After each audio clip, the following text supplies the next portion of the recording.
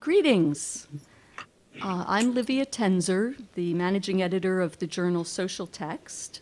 Welcome to Protests, Petitions, and Publishing, Widening Access to Research in 2012. This is the third of 4 events in the Research Without Borders series for the 2011-2012 academic year. I want to thank the Center for Digital Research and Scholarship for inviting me to introduce today's panel.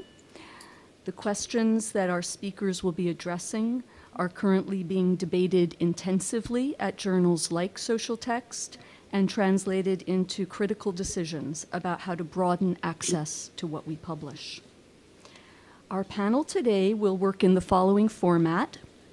I'll introduce all of the speakers now. Each will speak for about 10 minutes, and then we'll have time for discussion and questions from the audience. Please hold your questions until all of the speakers have presented.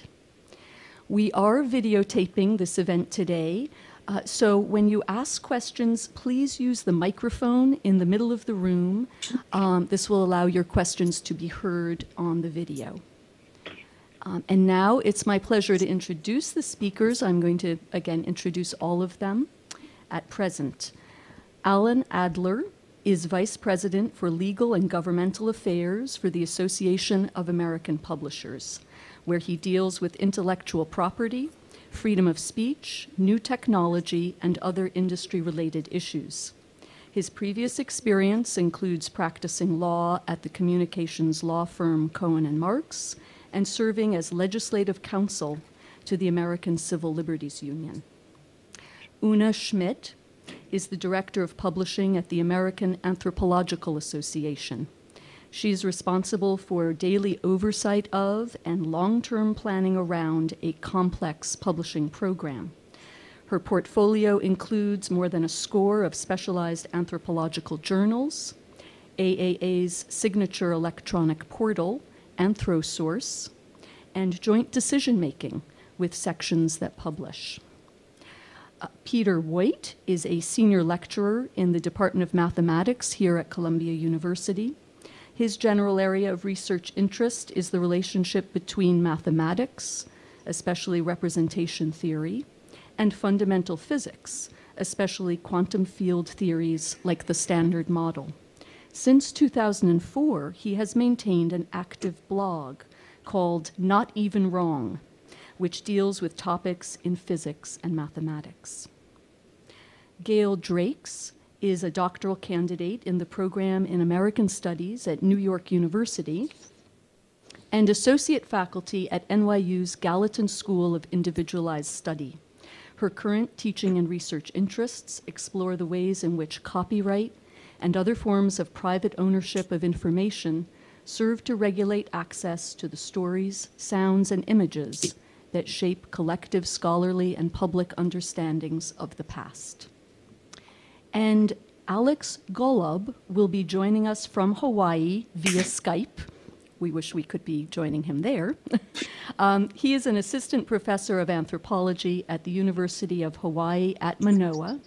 He has conducted research on the mining and petroleum industries in Papua New Guinea and on teamwork and individualism in the online game World of Warcraft. A frequent commentator on open access and digital media, he writes occasional opinion pieces for Inside Higher Ed, and he is a co-founder of the popular cultural anthropology blog savageminds.org. Without further ado, I turn things over to our speakers. Thank you. Well, thank you for your kind invitation for me to participate in this panel today. I'm very happy to see that the basic issue is one of discussing access to research rather than the more vexed question of discussing access to scholarly publications. I think that ultimately there are a number of issues that are involved in the latter question that have made this issue somewhat controversial as a question of public policy, has brought it to the attention of Congress, as well as to regulatory agencies, and has somewhat confounded the publishing community, broadly speaking, in terms of the way forward with the common desire that I think we all have to increase and to maximize, if possible, the ability of the public to understand, to know about what kinds of research are funded by the federal government. In the 10 minutes that I have to give you opening remarks, obviously that's not enough time to really lay out all of these issues and the positions of the organization I work for, which represents the book publishing and journal publishing industry in the United States. So let me just identify the 5 major points that hopefully we will be able to address somewhat interactively among the panel and, of course, with you folks in the audience as well. First issue, I think, is, of course, what has been the journal publisher's role with respect to informing the public and other stakeholder constituencies about federally funded research. Simply stated, science journal publishers in the private sector, through their peer-reviewed journals, have for well over the past 100 years or so played an integral role in building and documenting what most people would concede is an unrivaled U.S. scientific enterprise. And they've made an important contribution to that enterprise, both in terms of the advancement of science as well as disseminating the results of science. We talk about the second issue, which is the publisher's achievements in this process. What I mean by achievements are the consistent flow of innovation technologically as well as in the area of business models to improve access and dissemination to the materials that they produce, the processes by which they have honed their skills and policies to make those materials of the highest quality and integrity as possible, their role and responsibility in ensuring the preservation of those materials as the official record of the scientific research enterprise in the United States, and the future development of their investments and innovation activity. We talk about the question of how should journal publishers work with federal agencies, particularly those federal agencies that are involved in funding scientific research. And here we're really talking not so much about the issue of federal agencies that fund research performed by their own employees or other government employees. The crux of this issue really involves the question of federal funding of non-government employees who conduct research and what comes out of that and how it comes out in terms of the terms and conditions that are imposed upon such a researcher as a condition of the receipt of such funding. Publishers have a desire and have always been willing to collaborate, to cooperate, to work with not only the government, but all of the other stakeholder communities who have an interest in maximizing access and dissemination of scientific research. That includes, of course, educators, it includes libraries, it includes universities, it includes the very diverse research communities themselves, it includes, in the case of particular fields, the doctors and others who are at the highest level of their professions in employing such information, hopefully for the benefit of society at large, but in some instances for the benefits of smaller constituencies of society. And ultimately, of course, the general public, which has a stake in this that goes beyond the fact that the money at question is taxpayer money, so it's their money that's being used to fund the research. We talk about the question of what the government currently does to disseminate the results of federally funded research. That is an interesting question because people assume that there either is no basic policy of government or that the policies are so diverse and so complicated that it's a little bit difficult to get a handle on them. It really isn't. At the moment, the debate is focused on one kind of policy, that which has been embodied in the public access policy of the National Institutes for Health, where as a condition of receiving funding from the NIH, researchers who produce a manuscript with the hope of having it published as a peer-reviewed article in a private sector journal of their choice, usually in their field or discipline, and one that they hope has a sufficient reputation to help boost their own reputation for conducting such research, are obligated as a condition of receiving the money to provide to the funding agency, in this case the NIH, the final peer-reviewed manuscript after its acceptance for publication by a private sector journal, so that the NIH can make it available freely online to the world through the PubMed Central website no later than 1 year after the date of its publication as a final article in the private sector journal.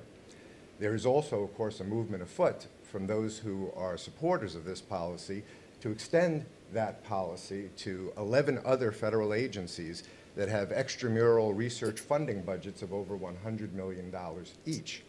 And the conditions under the proposals to extend that policy to others would actually make the policy even more stringent by tightening the embargo period to no more than 6 months after the date of publication of the article in the peer-reviewed journal. Now, obviously, there are some in the publishing community, and those I represent as counsel for the Association of American Publishers, who have a good deal of problem with the NIH policy and don't want to see it extended to other agencies. So there have been proposals for alternative policies, some of which have come from the publishing community, from the AAP, some of which have come from Congress, some of which have already been implemented by other agencies of the federal government, such as the Department of Energy and the National Science Foundation.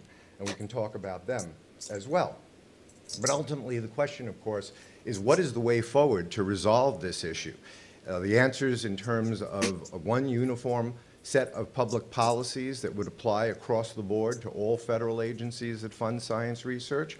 Or is it a recognition of the vast diversity of practices, the differences in the nature of the research funded by different agencies, the mechanisms that each agencies have to fund that research, the differences in the way that the specific communities in each of those diverse scientific disciplines utilize the research once it is available for dissemination and access? We think that the way forward in this area is one that emphasizes and understands the diversity of the field. We believe that Congress has already provided the mechanism for at least being able to move forward and consider how we accommodate that diversity. They did so in the enactment of the America Competes Reauthorization Act of 2010, where they directed the Office of Science and Technology Policy in the White House to begin a process of receiving public comment on these issues, evaluating those comments, developing some objectives for policies to be implemented by federal agencies, and then carrying forward with the next phase of that process by engaging in an interagency developmental process, the differing federal agencies that fund federal research, and discussing with them what makes sense in their particular worlds for developing and implementing policies that will maximize public access to the results and understanding of federally funded research in their areas. So that's my introductory remarks. Hope to get to each of those issues in discussion with all of you, and look forward to the discussion. Thank you very much. Hi, I'm delighted to be here today to talk to you about the American Anthropological Association's efforts to balance widest possible dissemination of anthropological knowledge with our need to ensure sustainability over the longest possible horizon. Can people raise their hand in the back row if you can hear me? I just want to make sure, okay, that I'm speaking correctly into the mic. I thought one way to frame this conversation, one way to enter into this conversation would be to talk about the fact that our publishing program would not exist except for the enormous number of volunteers that we have that work and participate in this journal publishing program. In a given year, you can see up on the screen that I tallied approximately 27 volunteer members of our publishing committees, 37 editor-in-chiefs, over 700 authors. It's hard to calculate the exact number of peer reviewers in the process, but we're talking well over 1,000 individual reviewers. And one way for us to talk about this is what motivates these anthropologists to participate in this publishing program. What are the interests that they have? Oh, and you know what? I'm sorry. I'm realizing here that I'm not advancing us appropriately through the screens. Therefore, you are being deprived of your full experience. I'm being facetious. I always think these PowerPoint slides are really stupid, but that's okay. They can also be very helpful, nonetheless. I think the first answer to the question of what motivates people in the participation here is the fact that they would express a strong commitment to the dispersion of anthropological knowledge, and that's because of the belief that anthropological information can help solve human problems. When you look at these motivations, one of the things that sort of jumps to one's mind is, well, why couldn't our anthropologists meet these needs by starting blogs, such as Professor Golub's wonderful blog, or such as Professor Woit's has started a blog. In other words, what is it about, what would stop any of our volunteers from meeting these needs exclusively through participating in informal scholarly communication practices? And I think the answer to the question lies in the fact that there are additional motivations behind all those various people that I put up on that prior slide. One of the motivations here is the fact that the academic reward system is still very much tied to peer review, and it's very much tied, the personnel decision-making processes in the academy, in terms of hiring, in terms of promotion, in terms of to whom tenure is awarded, still happens through the formal publishing processes. Also, if you as an author are interested in ensuring that you receive ongoing credit for your ideas, for your scholarly contribution, you will probably look to the formal scholarly communication systems, the publication in a journal or the publication in a scholarly monograph, in order to ensure that credit is returned to your ideas. That credit is in sort of this little crystallized thing called the citation. And citations have the most value and have the most importance to future researchers if those citations can be backed up with future readers' ability to actually locate the full text content using those citations. And so our members are participating and supporting a journal publishing enterprise, both because of a tremendous interest in seeing the widespread dissemination of anthropological ideas and knowledge, but also because of the apparatuses that the formal scholarly communication system is supporting. And it is when you talk about the formal scholarly communication system that indeed you talk about the situation that the American Anthropological Association is in. And that is the situation of trying to balance on the one hand an interest in visibility, wide readership, widespread dissemination, and at the same time facing enormous costs. The costs of what does it mean to be custodians of 500,000 digital objects?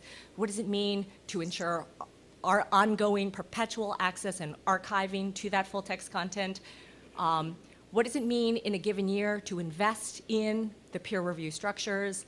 What does it mean what does it mean from the point of view of costs to ensure ongoing copy editing and typesetting of that content? What you're going to see here is sort of the on the one hand, on the other hand. So on the one hand, the association has recognized that our members and our authors would like to see anthropological knowledge widely made available. We started that process with the digitization of our content. In 2002, the association invested over $1 million of its own money. In addition, it received a grant for $750,000 from the Mellon Foundation. And with those two large investments, it digitized its holdings back to 1888. That content is available on a portal called AnthroSource, and that content is completely free to members of the association. AnthroSource is available for free to some of the source communities. Historically Black colleges and universities can enjoy access for free, and so can tribal colleges and nations. The association participates in philanthropic initiatives. By one count, over 7,000 site licenses in countries like Malawi, Moldova, Myanmar enjoyed access to the journals.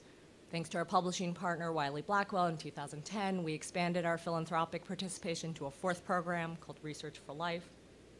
In September 2011, when we were building our website for our anthropology newspaper, we made the decision to keep the content ungated for 2 months. And our executive board has also moved to ungate all journal content after 35 years. In terms of what is preventing the association from going even further in making widespread availability to content, what you're talking about is the fact that it's a large program that has large costs. It has high costs in part because of the size of the program. Our executive board has again and again and again affirmed an interest in the diversity of voices participating in the publishing program. And that means we have over 20 journal titles. In 2011, we published nearly 600 articles. And in addition to that, we published 482 reviews. So it's a large program, and it carries a lot of costs because of simply the size of the program. It also carries high costs because of that entry point, which is that we have 500,000 digital objects that we are responsible for the ongoing custodianship of. And finally, it has high costs because of the way that the program is currently managed. It's managed in conjunction with 20 publishing sections. That kind of collaborative decision-making has led to the executive board in basically taking the policy position of the idea of treating our publications program as if it's a common property resource. And that sort of protection of a intellectual greens or an intellectual commons requires policy and processes in order to ensure the stewardship of.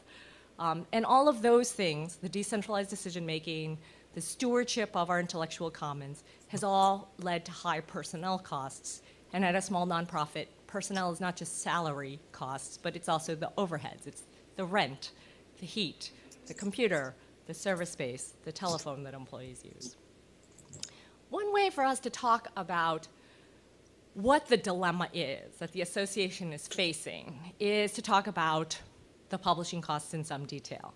And so what I thought we would do is look at the 2010 numbers and talk about the ways in which in 2010 the association went about the process of covering its publishing program costs.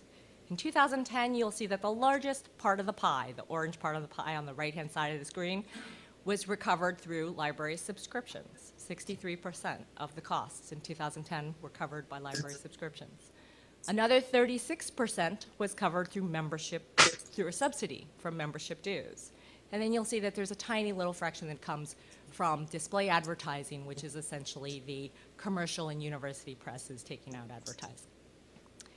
If in 2010 the association had decided to just ungate it all, to just make it all completely free, fling open the doors, what would have happened? This is the scenario that we would have faced. The question would be, how do you go about meeting the costs of those of the missing 63%? And the answer is that you reduce costs by 63%, or you find ways to replace the missing subscription revenue. And so I thought I would take you through the three most common sort of proposals that I hear brooded around as sort of, this is not a complex problem. We can solve this very easily. And the number one thing I hear is, well, why can't membership pay higher dues? So what I did is I modeled the way this would have looked in 2010. The answer is that our membership currently subsidized the program to about $80 in 2010, and that subsidy would have gone up approximately by $100 if we had used membership dues to cover the library subscription portion. I should explain here that the context is that our board has been extremely resistant to dues increases of even 1%, 2%. They have held the line to 2009 dues for 2010, 2011, and 2012. So they've been very resistant to see any increase in dues, believing that this would not be welcomed by members. So one cannot really exactly imagine the circumstance in which the board could bring itself to raise dues by over $100.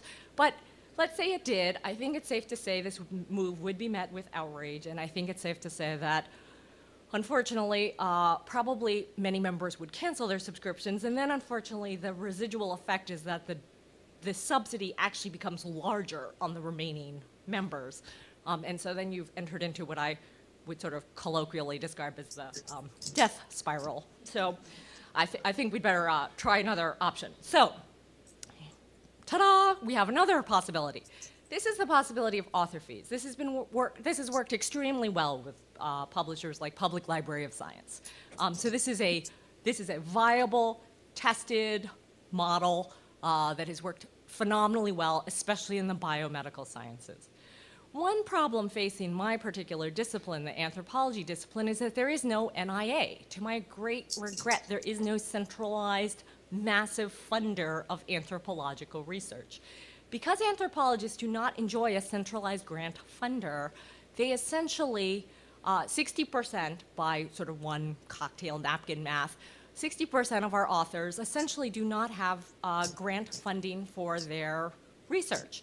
And if you do not have grant funds, then you are looking in an author pays model to people paying this out of their salaries, out of their personal bank accounts. And I think that one of the things that has led to enormous concern at the American Anthropological Association is the idea that that will have a very chilling effect on students, on international voices, and that this diversity of voices that the association has worked so hard to cultivate and to protect will really be squashed in an author pays model. And there's a third dilemma within the humanities and social sciences specifically around an author pays model, which is the conundrum of what to do with the publication, the parts of your publication that are not reporting on research. So I mentioned that in 2010 we published 482 reviews, mostly of books, also of some websites and museum exhibits. It's not clear how things like commentaries and these book reviews and obituaries get funded in an author pays model. The final sort of answer that is commonly sort of put forward as sort of the lowest of the hanging fruit in terms of the ways out, the egress is to reduce costs. And often I hear from people, well, if you moved away from all that expensive paper that you're constantly clogging my mailbox with, couldn't you make this work? Couldn't you make open access work? And so if you look at the 2010 numbers, what you see is that getting rid of paper would have eliminated 24% of the cost. So by no means a trivial amount of money. And yet what we are looking at is a gap of 63%. So one would have to look toward additional places to save money. Possibilities might be one could stop typesetting. That would save you 12%. You could eliminate peer review. You could stop paying managing editors. You could take down the websites that do the paper submissions, and that would save you 16%. At this point, we've made some pretty dramatic changes to the publishing program. Okay, you all don't realize that there's been a little revolution here in our publishing program. You're sitting there so quietly. And yet, we've only saved 52% of the cost in the publishing program. Okay, so I think this raises the real question here, which is where is this all going? And believe me, if I had the answer to the question of where this was all going, I would not be standing up here in front of you. I would probably be at Google making billions of dollars. So I don't think I can answer that question for you. But basically, the internet has, in addition to introducing a miraculous world of sort of new technologies and new opportunities. By that I mean sort of the possibilities of including multimedia files, data sets with your publishing. It has also opened up the door to completely new publishing models. There's just no doubt that there is a generation before us that is used to seeing the tools and the information on the internet being financed by things like advertising, which is essentially what Google's model is. The way I see the association having its conversations, and it is in the middle of conversations about how it can move toward even greater dissemination of information, is going to, I think, have to include understanding that the internet has supported more informal scholarly communications. And we will be expanding Anthropology News' website. But I also think social media is a place that the association could look at to do more by ways of supporting informal scholarly communication. And I would point out that while I was mentioning earlier that informal scholarly communication has some disadvantages, this may also be a means by which the association would not have to be investing as heavily in typesetting or investing as heavily in archiving. I think the association needs, on the formal scholarly communication front, to really look seriously at other revenues. One possibility is to look at things like charging for premium functionality. This is the LinkedIn model where you've got a free basic model, but if you would like a more advanced functionalities and tools, you pay a subscription.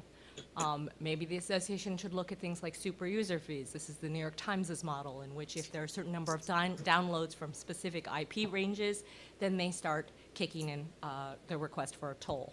And of course, the association has and will continue to discuss where costs can be reduced. So I thank you very much for turning out today, and I look forward to discussing your questions. Okay, so what I wanted to do is just talk to you from a different point of view, a point of view of of an academic, of someone involved in this. And I have background in 2 different fields, in mathematics and physics. And one thing that interests me about all this is that things actually look quite different, actually, to people in theoretical physics and people in mathematics, which are 2 very, very close fields.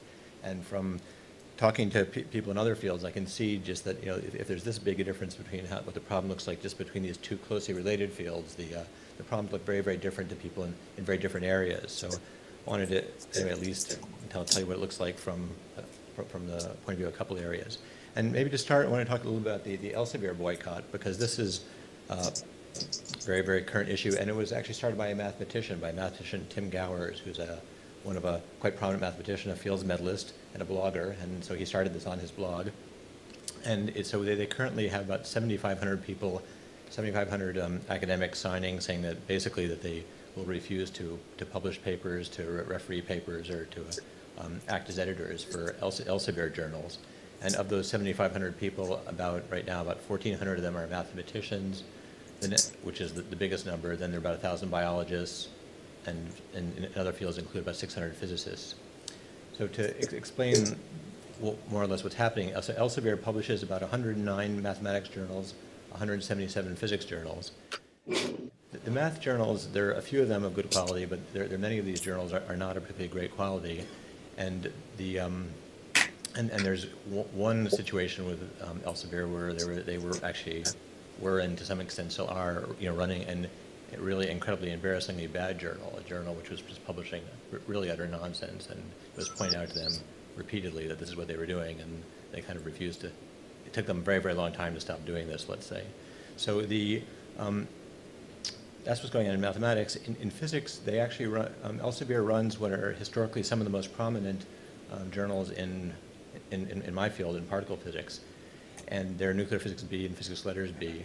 And one interesting thing about the history, so it's mentioned that one way forward people talk about is the idea of that author pays. Well, this is a subject, in both of these subjects, it is not, you don't have authors paying.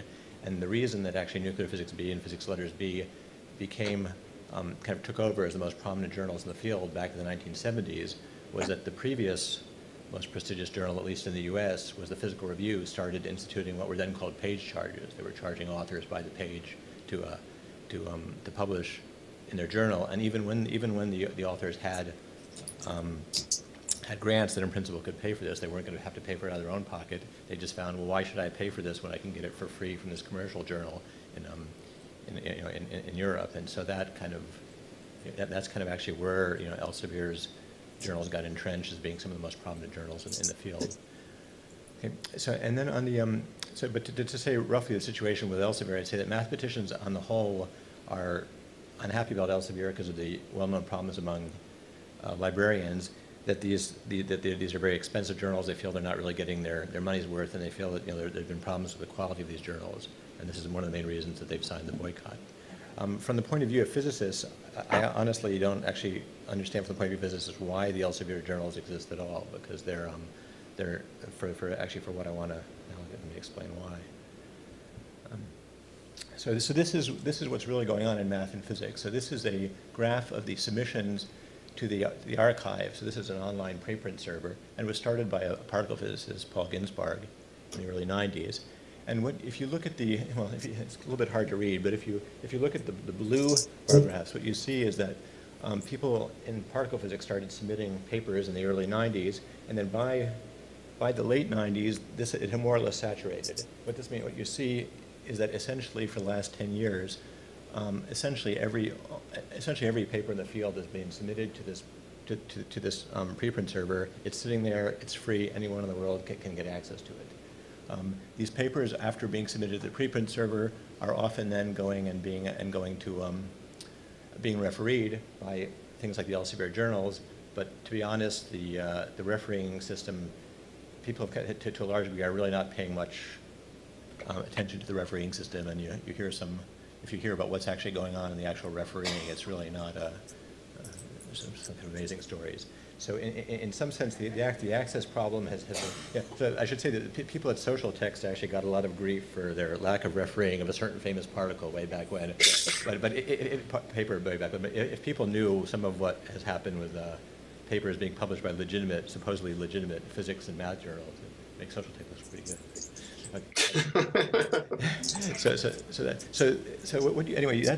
What's happened in particle physics is that the literature, it's all online. Anyone, anywhere can read it for free. There is no access problem, none. Then you see then some of these other bars correspond to other areas of physics that are kind of slowly reaching saturation area, and then the purple, which is still going up, is mathematics. So I would say that this has really caught on in mathematics in the last few years, and I would guess that it's going to kind of saturate and turn over at some point, and you're going to have virtually everyone in mathematics submitting their papers to this system within the next 4 or 5 years. And again, and so the access problem in some sense for the current literature will completely disappear. Okay, now anyway, it's a long and complicated story. Maybe I go on about what the situation is with the access to the journal literature. You've heard about this from the point of view of the publishers. So I was thinking that maybe this would be a place where it would be full of internet firebrands about the evil publishers. So I should maybe say something to defend them. But I think I don't. You guys have done that very well, so I don't need to say that. Then for the other questions about monographs, what's very important to us is our monographs also besides the journals. And to give you an idea, I guess I wanted to give you something to look at.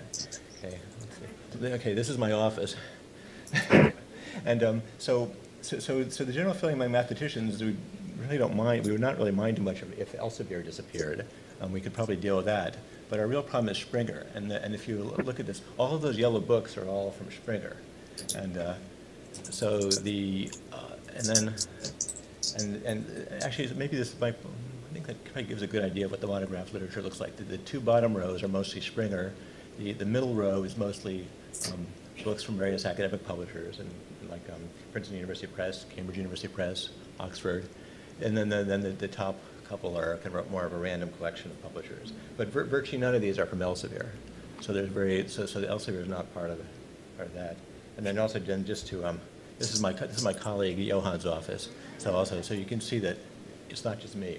Anyway, okay, so that's the situation, and so then just to say a bit more about blogs. I mean, I actually agree. So I've been running this blog for more than 10, almost 10 years now. I guess 8 years, and it's been a very interesting situation. And it's gotten a lot of attention, and but I do have to agree that there are a lot of things that really just don't work very well in the blog. The kind of really detailed, difficult, high-level work that needs to be done in this kind of field really just doesn't work well in the blog format. You really do need academic papers, and any kind of really high-quality discussion going on in a blog is very, very difficult.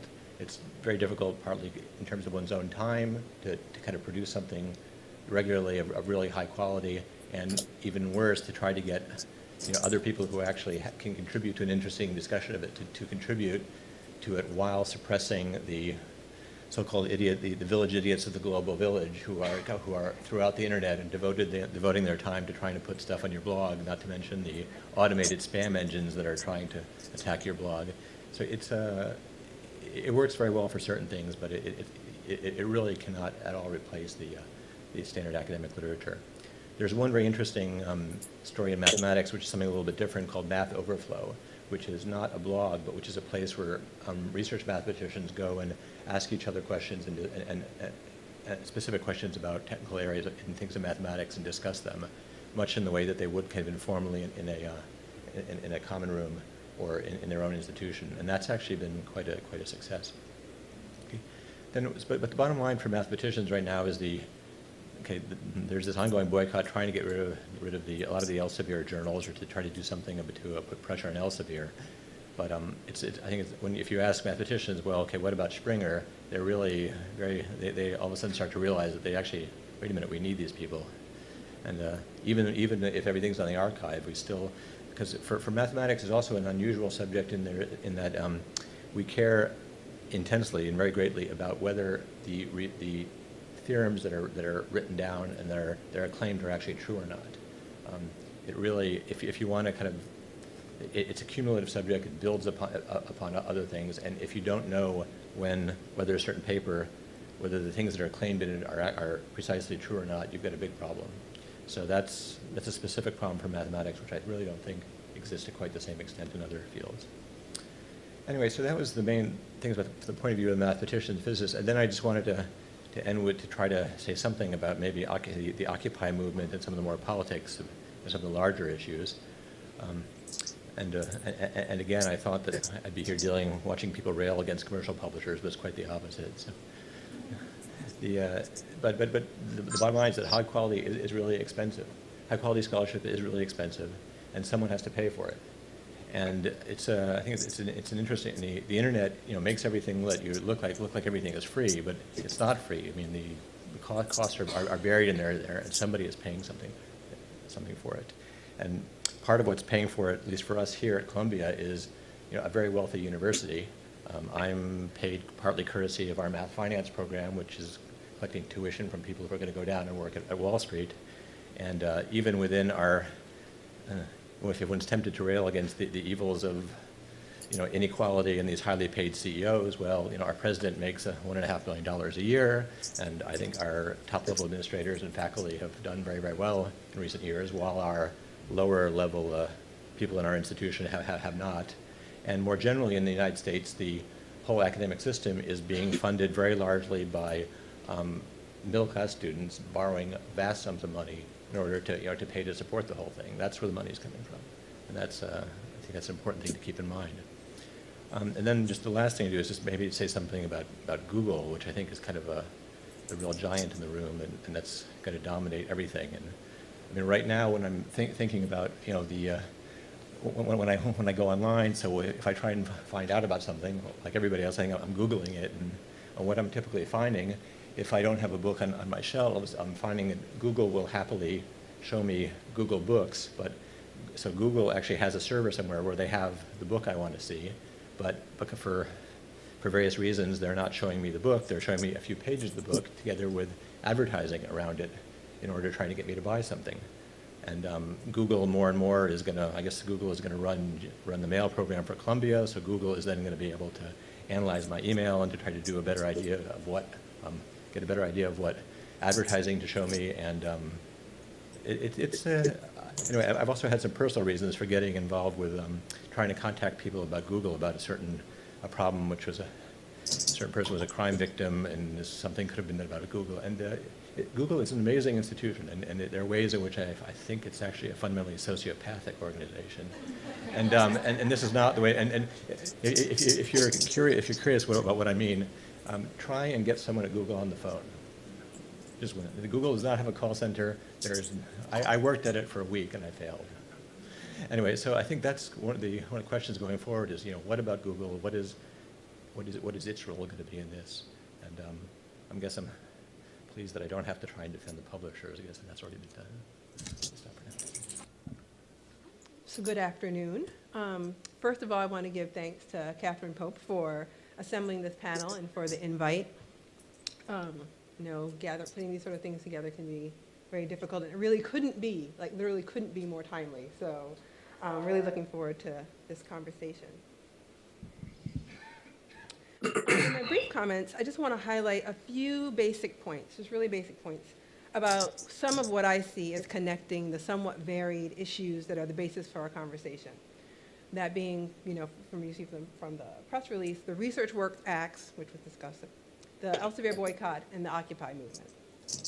What connects these events is a notion that's become very important to me in my work. And just to say a little about that, I'm trained as a historian. My research interests have been around African American history and history of other people of color in the US. And what I found over time is that while African American historians of the African American experience often have had issues around access to information because the experiences of African Americans hadn't been archived to the same degree as maybe other groups in this country, so there were a lack of resources available. What I found was happening in my work is that the resources did exist, but were behind pay-per-view walls, were privately owned, were owned by corporations, and that my real challenge was not in the resources being not there but unavailable. So that kind of really is what shifted my interest to intellectual property law and to the issue that I think connects these issues that we're discussing today, which is the notion of the cultural commons. So my goal with these comments is to encourage us to broaden our frame of reference from the specific context that shape each of these events to a view that brings into focus the significance of the academic commons and the larger cultural commons of which it is a part. So what is the cultural commons? Many of you are probably familiar with the concept, so I'm not going to dwell, but I do want to say that while the public domain is sometimes used as a synonym for the cultural commons, I think the notion of the public domain is too intimately tied to copyright law at this point, and is often thought of as where writing, art, music, etc. end up after they are released from the restrictions of intellectual property, as opposed to the place where ideas, writing, art, music, and academic research exist to begin with until they are placed within an intellectual property regime. The academic commons in which scholars work, where we share and build on each other's ideas, is just a part of a larger cultural commons in which these exchanges happen between an even wider variety of players. So since the touchstones for this panel is the RWA, the Elsevier boycott, and the Occupy movement, I'm going to describe in really broad strokes what is important about each of these events as they relate to the cultural commons, and then move to a just slightly more detailed discussion. So first, the Research Work Act. The RWA might be best understood as part of a larger narrative on the role of the government and private companies in redefining or shrinking the public domain. That the RWA got as far as it did highlights the strength of the forces that would seek to have access to information further regulated. The Elsevier boycott, and related actions that I'll discuss in a moment, represents one of the most recent questioning of and resistance to the current models of academic publishing that are used to regulate access to academic research. And then finally, I want to say a few words about Occupy Wall Street and some of the efforts of the occupiers, specifically their library, and how that serves as an affirmation of the significance of the cultural commons, both within and beyond the academy. So just really simply, RWA really speaking to some of the really strong forces toward a certain kind of privatization. The Elsevier boycott is one of the many examples of resistance to that, and the Occupy Wall Street Library as a real affirmation of the importance of this discussion and the importance of the commons. So with that broad overview, let me just go into a little bit more detail about the basic points that come up for me when thinking about these events. Starting with the Research Work Act, as I mentioned, I suggest that we not think of it as a somewhat random or unexpected government flirtation or intrusion with questions of access to academic research, but rather as part of a larger narrative of government protection of intellectual property, paid for through restrictions on the public domain and the shrinking of the cultural commons. Evidence of this trend, this narrative, can be found in the last 30+ years of copyright law, recent changes to patent law, as well as the Digital Millennium Copyright Act, the Protect Intellectual Property Act, the Stop Online Piracy Act, that's PIPA and SOPA, we've heard a lot about those recently. But while the federal government would seem to be inclined toward increased support for private ownership versus the commons, I don't think that's the whole story. The federal government in general, and individual legislators in particular, are often responding to intense lobbying efforts from a wide variety of industries. When it comes to protecting intellectual property, politics indeed makes strange bedfellows, with Disney's Mickey Mouse working with Sonny Bono of former Sonny and Cher fame, and Dutch multinational academic publishers like Elsevier finding common cause with the RIAA, representing the recording industry here in the US. Since legislators often know very little about what is at stake in debates over intellectual property, and this is often freely admitted, lobbyists might have a disproportionate effect on policy due to the degree to which they have framed the discussion in terms of personal property, protection, and piracy, and rarely in terms of access or rights of the public. Lobbyists have made their position clear and understandably shaped the agenda in ways that are favorable to their desired outcomes, but alternate points of view make it to the conversation less frequently. And when they do, as in the recent public outcry regarding SOPA, legislators are often caught by surprise. They think IP is more of a softball issue, and then very quickly they find out it's more of a hot potato or maybe even a grenade. So to find further evidence that the government is at a crossroads of sorts in regards to research access and cultural commons issues, One need only consider that the Federal Research Public Access Act, legislation very much opposite to the RWA in a lot of ways, was first introduced in 2006 and is repeatedly resurrected, which places lobbyists like Elsevier on the defensive. So speaking of Elsevier, I want to move to the boycott. In order to highlight just some of what I think the boycott is about, I also want to touch on what it's not about from my perspective. First of all, the wide enthusiasm for the boycott, and this is even beyond people who are in a position or kind of involved enough to sign up, to actually to sign the petition. The wide enthusiasm for the boycott is not only or even primarily about Elsevier, and it is not primarily about money in that individual authors are frustrated by having to pay for access to their own work, as some in the larger debate have claimed. Instead, I think the boycott represents a tension between the largely reputational economy that structures much of the academy and a more for-profit, trying to be for-profit, it's hard out there for academic publishers, certainly, but more of a free market model that guides academic publishing. And I think it's important to note not just the academic publishing that we've been talking about here today, but the larger academic databases that kind of aggregate the work of all these smaller academic presses. That's a very important part of the conversation, I think. I believe that many of those involved in the boycott are not hoping for a bigger piece of some metaphorical pie, but instead posing a more fundamental question of whether academic publishing does enough to support the existence of the academic commons that is required for the success of both scholars and publishers. So not that there's nothing being done, but is enough being done. Even if the boycott is a very recent phenomenon, I think it is but one representation of long-standing frustration with the current models of academic publishing. This resistance has taken a wide variety of forms, from attempts to renegotiate individual publishing contracts, providing access to published work without the publisher's permission, seeking out or creating open access journals, and discipline-wide conversations about reimagining the shape and nature of academic publishing. However, within the current controversy around Elsevier, one of my favorite acts of resistance comes in bite-sized pieces of 140 characters each. A scholar who shall remain nameless, and that's not my choice, that's because they've taken advantage of the anonymity of the internet.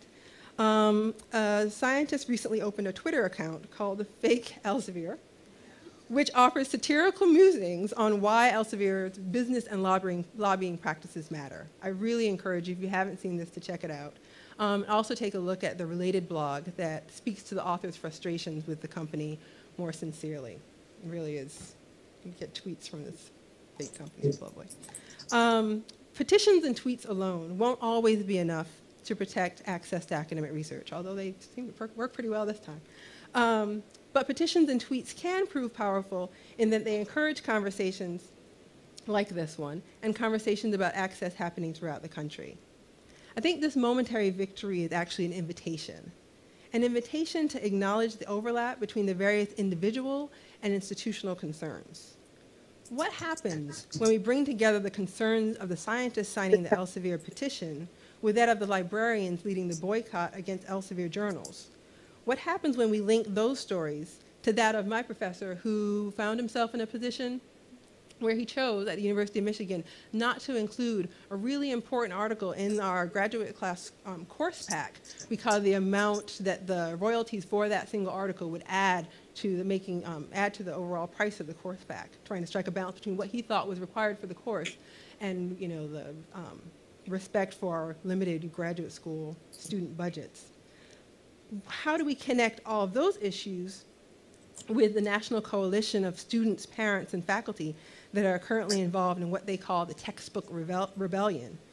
And that's where students have dramatically, in some cases, protested the high cost and low resale value of textbooks and the lack of open access options. And in this context, how do we also understand the lawsuits, both past and present, brought against universities on behalf of academic publishers? Only in this broader context can we appreciate how much of the academic world is touched by these issues and formulate strategies to make meaningful change. I know I'm going a little over, but I just want to make sure I say something about Occupy Wall Street. While there's much to be said about the international Occupy movement, and certainly about the Occupy Wall Street protests based here in New York, I'd like to focus more specifically on the Occupy Wall Street Library. Just to show of hands real quick, how many of you are familiar with the Occupy Wall Street Library? That's awesome. As you all know, started off very small, a couple books on a bench, and then, you know, they upgraded and got a cardboard box that didn't do so well in the rain, so they tried to put a tarp over the cardboard box, and the police said, no, you can't put the tarp there because it might be a bomb and not a book. So then they got a clear piece of plastic and put over the books.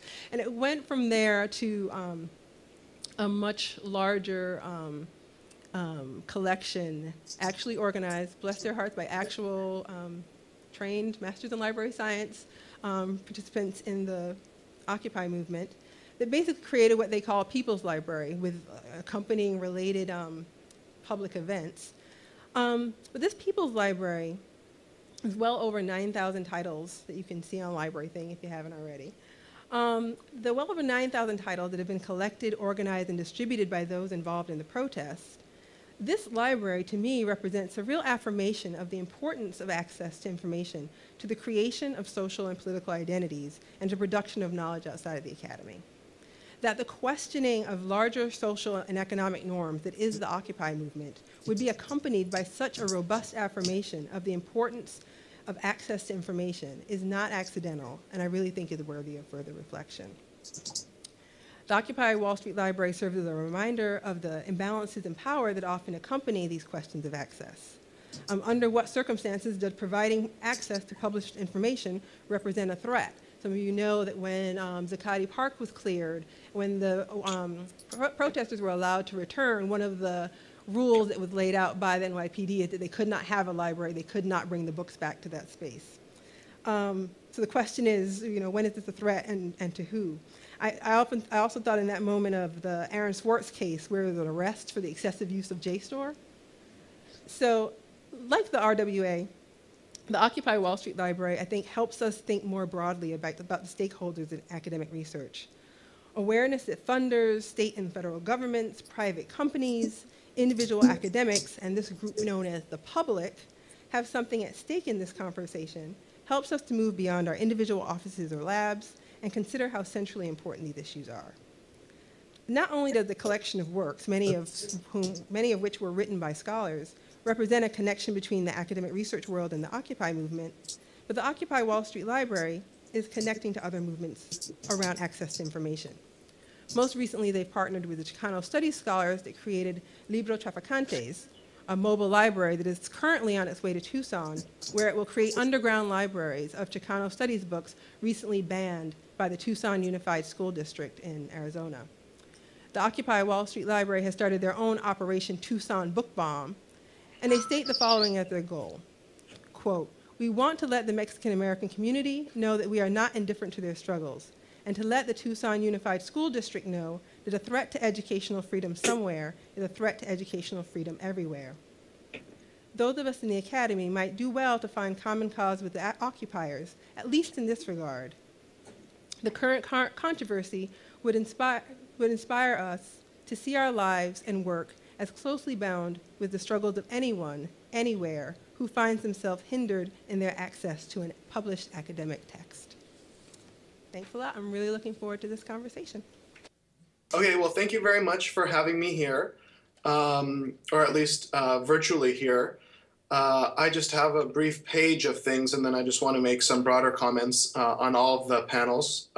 It's been interesting to hear what other people have to say. So the press release for this event that I received asked us, this is what it said: "Are scholars and publishers finally ready to change the process by which scholarship is distributed?" And my feeling is that the answer to this question is no. And there's two reasons for that. The first is because scholars have always already been ready to change the way that scholarship has been distributed. So we don't have to change our minds because we already want things to be open and available. And the second reason is that publishers have not ever been. And I want to talk about that a little bit in the case of anthropology. Just to give a little bit of background, right? Anthropology is the art and science of telling other people's stories for them. We report on what other people have done and how they've lived their lives. And as a result, although although all academics sort of have open access built into their DNA, for us, it's particularly important. And I'm removed from Occupy here in Hawaii. We have a very small Occupy here. But Columbia is a place where this can be seen as particularly true. One of the first people to receive their PhDs in anthropology was William Jones, a Columbia grad who was a Fox Indian. Ruth Benedict and Jean Weltfish, who are both Columbia people, produced The Races of Mankind, a pamphlet to be distributed to the army during World War II to argue that there was no scientific basis for racism, which I think is sort of a staggering act of public anthropology, although, of course, the army suppressed it. In terms of public outreach of scholarship, I'm sure many people here are familiar with Margaret Mead. And of course, maybe in New York, people like David Graeber, whose work Fragments of an Anarchist Anthropology is free and open source and available to download. So anthropology is a discipline that has been particularly focused on these issues. And like many people here, I think like most people who we've listened to today, everybody realizes that there needs to be some sort of model for getting something that looks like past genres of scholarly publication, and to get that produced in something that resembles the kind of professionalized academic publications that we've seen in the past. So no one here is going to argue that suddenly scholarly publication systems are going to start running for free. The question is, how do we do it, right? How do we do it? And I think that one of the key things that we need to do is to innovate. Existing models have not worked so far, and we really need to innovate. In the case of the American Anthropological Association, it's become absolutely central to North American anthropology. Most of our journals, as Oona went over, have come into being and have been published mostly through that. And as a result, all of our eggs are in one basket. And unfortunately, the history of anthropology's transition to digital is one of failure. I think Gail mentioned that we need to try reimagining the shape and nature of academic publishing, and that's true, but we in anthropology have not done a good job of that. Oona talked about AnthroSource, the online portal for anthropology content. And the fact that it got a huge grant, over $700,000 from the Mellon Foundation, the original goal in that in the mid-2000s, 2002, I believe it was, originally when this thing got rolling, was to create the next generation transition to some kind of portal. Everybody was into portals back then, which could digitize and make available our work. And today, the result, after lots of money from external funders, is something that's very, very different. Shortly after AnthroSource began going online, the American Anthropological Association opposed FERPA, one of the pieces of legislation that we've talked here today. The Anthropology Steering Committee, which was supposed to be managing things like the issues of online publishing, wrote a memo officially protesting that and arguing that FERPA should be supported by the American Anthropological Association. Then shortly after that, it was liquidated. When that happened, Anthropology signed up with Wiley, and now basically all of our things are working on Wiley. One of the great things about Wiley is that they did take a look at the numbers and decide that the 35-year moving wall would be enough for them to keep their business model intact. And one of the great things about the AnthroSource Steering Committee was that we did get a copyright transfer agreement that allowed our authors to have, I guess, what you would call green OA, although exactly how that's playing out is a little unclear. So we have a situation today where there's sort of a 40-year chunk of stuff that we're trying to get opened right now. And in many ways, we're doing it over and against the association that's actually running these things. Today, if you look at AnthroSource, it's an embarrassing website, frankly. It's extremely slow to load. When you get tweets saying that new issues of journals are available, you go to AnthroSource, they're not available. You go to Wiley, they are available. When you click through on AnthroSource, it links through to Wiley content. So it's sort of become a front end. I mean, it's literally like a fig leaf covering the Wiley thing, and I'm sure it's just a matter of time before the American Anthropological Association feels like that can go away. So a lot of the good things that we talk about in terms of making anthropology open access actually relate back to the self-interest of publishers who understand what they can and cannot release, and the work of people who are actual professional anthropologists inside the organization to open things up. So the result is, I think Oona put it exactly correctly. What we're looking at in the American Anthropological Association today is a situation where there's a death spiral, but what's happening is not some kind of situation where we might go into a death spiral in the future. We're currently in a death spiral. The way in which the AAA works is fundamentally broken. We're using volunteer labor to pay scholarly publishers profits, and that just simply is not working. The business model for this large organization simply is not working. And so the solution that we need to look at is something that is radically different. I mean, in many ways, I thought that the first speaker, Allan Adler, did a great job of describing some of the different kinds of ways of thinking outside the box that we might want to take when we think about open access, although I'm not sure that I necessarily agree with all of his proposals. But there's just no way today that the publications model of the AAA will work. And Oona put it exactly right. It's just not going to happen for us. I have here in my notes that what we're actually in is a zombie death spiral, because like a lot of the academic publishing industry, sort of these publishing systems are being kept alive because of the needs of the reputational system of the academy. So I think maybe that would be one way to put it. So the question now is, what are we going to do? Increasingly in anthropology, people have just decided to bypass their scholarly system altogether and create a completely alternative ecology of journal articles, blogs, social media. And that's happening, but of course it's very, very slow, and the funding issues are very difficult because we do need some sort of civil service. We do need copy editors, we do need partners, such as libraries perhaps, to help archive the material that we have. But ultimately, that is where we're going in my discipline. We're in a situation where we're at cross purposes with the professional society that is trying to, that should be theoretically representing our interests. So when we think about what's going to happen and where we're going when we go forward, we do start having to ask extremely difficult questions. Who is going to pay for it? Do we need peer review? I can't imagine if you had told me 2 years ago that I was going to ask that question, I would just have throttled myself and turned me into a zombie death spiral. But it is a good question. The physics community apparently is having issues with peer review. We need to wonder what happens when you send things to two random people, whether that's really the best way to check the utility and accuracy of scholarly information.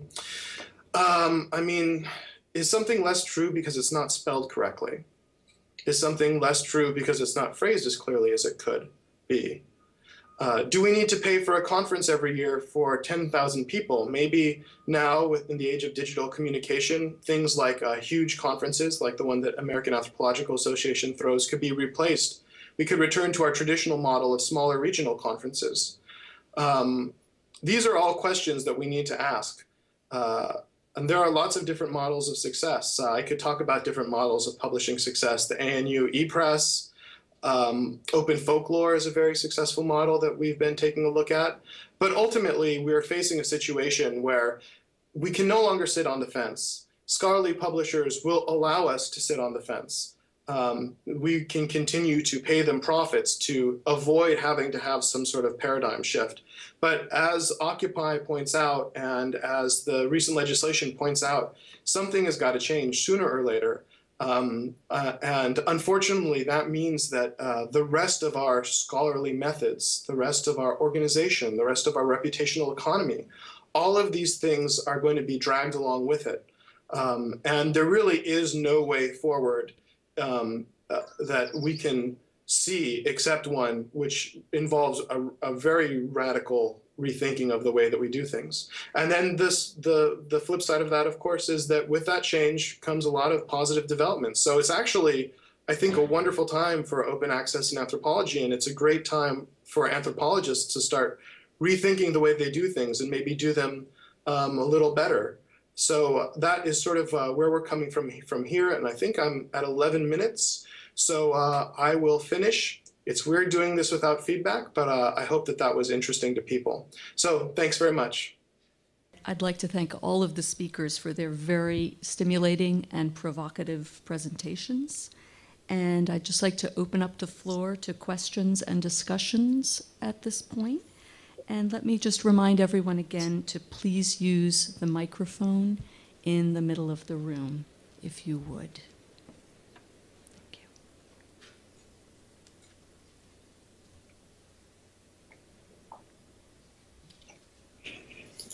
you. Hi, Debbie Rabina, Pratt Institute.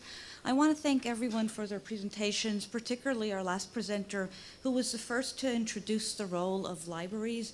And I'm particularly concerned about aspects of preservation, which Oona Schmid also kind of mentioned in our ability to eliminate preservation if we move on to social media and blogs, which is a concern to me as a librarian. So I would like to have just some comments about how you see the role of libraries in the new scholarly communication models, particularly the long-term access and preservation. I certainly don't mean to give the impression that one would just categorically eliminate archiving in social media, but I do think that one of the hallmarks of informal scholarly communication is that it is evanescent, much as conversation in the hallways between colleagues is deeply informative, enormously important. All of us would agree in the crafting and cultivating of scholarly ideas. But there's no pretension that that conversation needs to be tracked, recorded, fixed, archived for posterity. And that's, I think, much of the distinction between formal and informal scholarly communication. So the question I think you're really asking is the question of, should social media be understood to be informal or formal scholarly communication? And if the argument is that you would like to see it become part of formal scholarly communication, then I think that one really has to sort of question the fundamental premises underlying social media right now. I mean, the premises right now of social media are that anyone, I like the expression you had about the global, in the global village, there's the global idiot. And I think we all have had the experience where there appear to be quite a few of those. In the realm of social media, there are people whose goals for participating may be less than scholarly, as in the example of the endless number of prostitutes that appear to be in Eastern Europe, that appear to be determined to blog. You know, I think, those are the kinds of questions that would have to really be mediated in answering that question. I don't know if our panel has anything else they'd like to. Well, publishers, of course, have a constant love-hate relationship with libraries. Libraries are a huge market. Libraries are our partners when it comes to freedom of expression battles. But libraries, of course, have a very different view of copyright than publishers do. To some extent, they see it as a constraining doctrine in terms of what they can do in serving their patrons. But the problem, of course, is that in the digital age and with the age of the internet, it's not really altogether clear exactly what a library is. We've had instances of folks who set up a website and declare themselves to be libraries. What exactly does that mean? Do they have any specific obligations if they take on the mantle of being a library? Do they have to be available and open and accessible to everyone at certain times and provide certain types of services if they really want to call themselves a library? Libraries enjoy special privileges under various areas of law, including copyright. So when one acquires the mantle of a library, especially if it's a sort of a self-coronation, there always is the question as to whether or not one is simply seeking to take advantage of some of those privileges without being willing to provide the services and deal with the responsibilities and obligations involved also. When we talk about preservation issues, preservation is an area also that has a number of questions attached to it.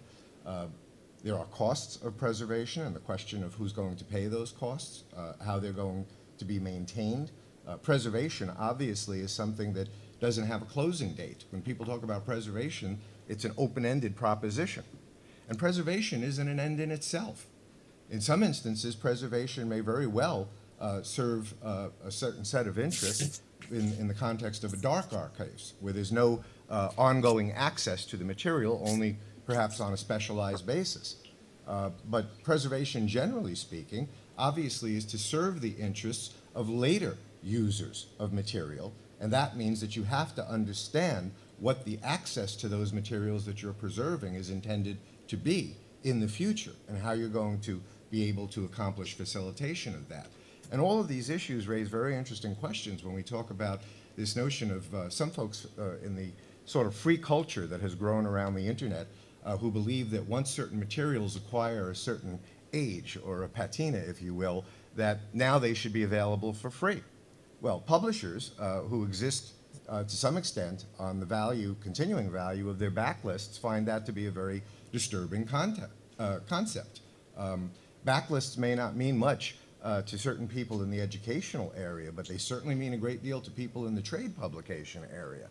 And with respect to the question of scientific publishing, or for that matter, any other form of publishing that deals with professional areas of subject concern, publishing in the religious field, publishing in the humanities, there is an ongoing cultural responsibility involved in preserving and providing access to materials, which requires those who presume to take on the task of being the ones who are going to engage in those activities to be certain that they will not only be able to fulfill those responsibilities, but will be able to provide and obtain the necessary resources to do so year after year. Imagine the disappointment of folks when a preservation project gets itself off the ground, it establishes itself, and then 5 years later finds it's run out of money. How does it maintain itself? Is it indeed a preservation project to begin with, if it hasn't thought all of that out in advance? And we all know that in this very uncertain economy, in this very uncertain world generally, the ability to not only think ahead about the necessary resources that you would need, but to provide in advance for your ability to obtain them all along in an uncertain future is the most complicating aspect of these questions at all. So preservation is something that I would be rather hesitant, and I think many folks in the industry I represent would be hesitant to see trusted to government. Government always has a resource crisis. And government's view of how resources should be used in the public interest changes depending upon who actually constitutes the government at any given moment. Anyone who's been paying attention to the Republican primaries realizes that those folks have not only very different ideas among themselves, but extremely different ideas from the folks who are currently constituting the government about what kinds of appropriations are necessary for which purposes and which receive priorities. So all of these questions are complicated by the political equation, and at any given time it shifts one to another as this country, in its political process, as well as in its cultural process, constantly reinvents itself from generation to generation. I want to make a few comments about it, since I did want to say something about libraries, but didn't get to it. One thing that's happened actually here, that's changed a lot here at Columbia, is we actually used to have science libraries, and now we have a new thing, which is a science library, which really has no books in it. And I mean, the way I and a lot of, I think, people of my age actually learned our subjects, learned our field, was by going to a library and looking at the books in the area and going through and seeing which ones were, people seem to be using, and actually learning huge amounts about the subject that way. That is really now no longer possible at all. I mean, these books, they've all been moved down to Princeton or somewhere else, and they're essentially unavailable to us. And the access to them is, as I said, you type in the title of the book, if you actually know what it is you're looking for, and you find that Google will let you look at a few pages of it with some advertising. So it's a very different. Anyway, we've lost something very important in our access to the monograph literature already, and it's been replaced by other kinds of access to other things. But even if you're at one of the wealthiest institutions in the world, you've lost that. About preservation, I think One interesting thing about the archive, which is becoming this completely dominant force in the physics and mathematics world, is that there isn't much of a preservation issue. For many years, Paul Ginsbar would have a picture somewhere on the site of the machine of the computer under his desk, and that was the archive. And there were distributed copies of it around the world in many other places. That was it. It fit on a few hard drives, and it was copied many places. So, at least for the foreseeable future, the preservation issue had been dealt with, and I believe that's still true. The amount of money it takes to do that is not that large. The blog situation, I think, is much more interesting. I mean, there's a wide variety of blogs, some of which there's no good reason to preserve. I'd like to think that there, a lot of discussions, often at a very high level, often involving some fairly prominent people in the subject of the recent history of the field I'm interested in, have been going on my blog, and I would like to see that preserved for the future. And it's obviously a very difficult, interesting technical question of how you might do that. And I actually believe this evening at Butler, there's the New York Society of Archivists has someone talking about exactly this issue. So I'd be interested to hear what they say. Could I jump in for a sec? Okay. I couldn't tell whether someone was about to speak or not. I just wanted to say, it seems to me, I'm getting a little bit of feedback, I don't know. It seems to me like one of the big issues that's happening today, increasingly, it seems to me like we're returning to a model of the 18th century, where there's just a tremendous amount of non-monograph work out there, pamphlets, multiple editions of things. Now when I look for digital work, I go to Google Books, I go to Kindle, I go to archive.org, I go to HathiTrust, I go to Project Gutenberg. So one of the big changes is that we're just going back to an incredibly decentralized version of publishing. And so preservation, I think it's a problem of success. The thing that I would say about libraries is that it's a problem of success that we have so much to preserve. The thing I would say about libraries, though, is that I see them now as not only being about preservation, but also about publishing and about peer review. Libraries are absolutely central to what we do. And when we have universities that provide money to help with author fees, or when they subsidize open access journals, or when they subsidize repositories, increasingly libraries are becoming locations where the work that was once done by scholarly profit publishers is occurring in all sorts of interesting ways. So I think that I can only imagine what it's like trying to keep up with it all. I mean, yeah, but there's so many exciting roles for libraries now. I think that it's great that they're around, and I think that they have a bright future. They should be central to what we're doing now.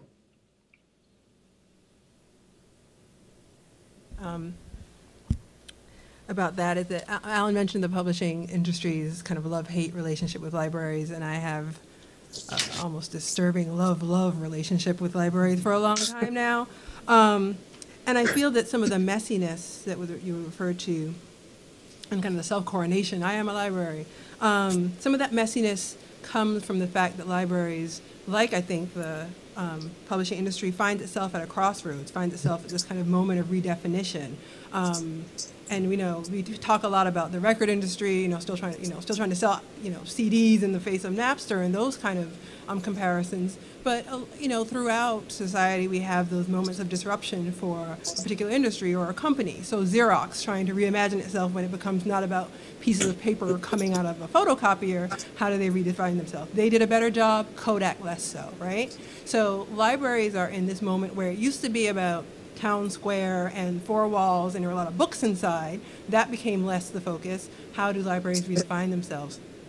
And I think that part of that redefinition, or a critical part of it, has been about defining a library about access to information and the preservation role. That seems to be really important. Of whatever a library is going to be as we move through the 21st century, it's going to have at least two of the pillars. And I think that those priorities are part of what had moved libraries into the copyright and other kind of conversations that Allan also mentioned, in that the attempts to provide access and the attempts to preserve are sometimes thwarted by those pre-existing from that kind of growth of intellectual property law, so that a librarian trying to preserve things already in a collection has to deal with Digital Millennium Copyright Act restrictions around copying, or has to deal with the way in which orphan works aren't really properly addressed by the current intellectual property regime.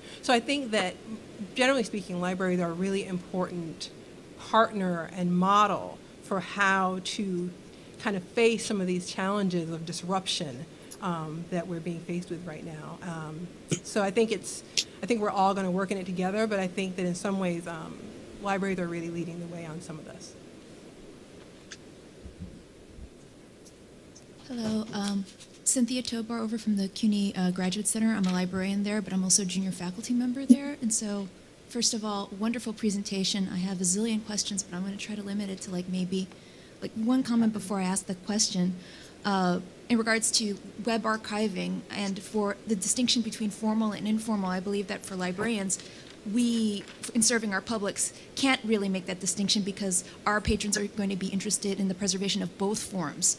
So in regards to, with blog preservation and whatnot, there's the Digital Public Library of America, there's Internet Archive, there are so many government and non-government sources that are taking care of preserving this digital information that people are doing. The fact that the Library of Congress is archiving tweets from all over the world, I think should say that, again, reinforcing this belief that I believe it's almost kind of preaching to the choir that we all believe librarians are tackling on this enormous role. But I guess for me, it's just mostly this one concept of the non-refereeing, or even reimagining the role of peer review in regards to what was being spoken of by the various panelists. I was wondering what your reflections were of that, because that to me seems like that can explode essentially, or implode this whole model of scholarly publications and communications in regards to this notion of the peer review and its real validity for what is true scholarship and what is untrue scholarship. And I was just wondering what your thoughts were on that. Well, one of the problems is, of course, this issue differs vastly depending upon whether you're talking about a library as a public institution that depends upon public funding, or whether you're talking about it as a private institution.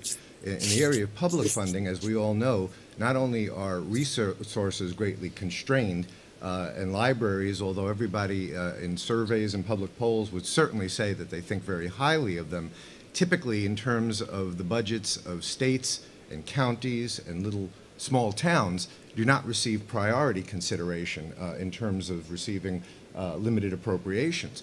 And more than that, remember, we haven't escaped the era at all. In fact, one would argue that we're about to enter a very new phase of an era where if you are a public library, you are fully subject to the political system of your community, in which certain types of materials that you may think are important to provide access to will be viewed by some members of your community as wholly inappropriate to stock and provide access to. I'm very fortunate. I live in Fairfax County, Virginia, which is a relatively well-to-do county, and they do fund their libraries pretty well. So I was surprised to hear that the Fairfax County regional libraries were currently undergoing a very, very difficult process of trying to decide for the future what it is that they're primarily supposed to present to the patrons. Many of them have looked through their collections and tried to do evaluations determining what are the materials in their collections that are most commonly used. And once they determine which are most commonly used and which are less frequently used, that of course figures into now their calculations as what should they be spending their limited budgetary funds acquiring.